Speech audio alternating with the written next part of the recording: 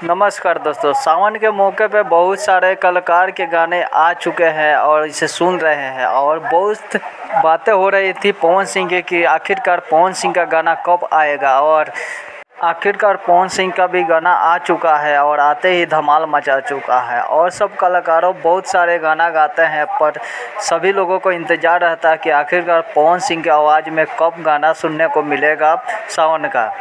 तो पवन सिंह जागिए बाबा टाइटल बोल कर के गाना लाए हैं और आते ही काफ़ी धमाल भी मचा रहा है। और इस वीडियो पर काफ़ी सारे रिजेक्शन भी लोग दे रहे हैं और काफ़ी मधुर स्वर में ये गाना पवन सिंह जी गाए हैं। आप सभी को बता दें कि पवन सिंह के जैसे मधुर स्वर लाने वाले भोजपुरी इंडस्ट्री में बहुत कम कलाकार हैं। हालांकि मनोज तिवारी जी भी बहुत मधुर गाते हैं, पर वो अभी गाना नहीं गा रहे हैं, पूरी राजनीति में एक्टिव है। इसके अलावा वो कभी कभी गाना भी लाते हैं जो काफ़ी धमाल मचाता है। आप लोग इस गाने को सुने हैं कि नहीं, आप लोग कमेंट करके बताइए। गाने के बारे में क्या सोचते हैं कमेंट करके बताइए। हमारे चैनल को सब्सक्राइब नहीं है किया है तो सब्सक्राइब कर लीजिए। धन्यवाद।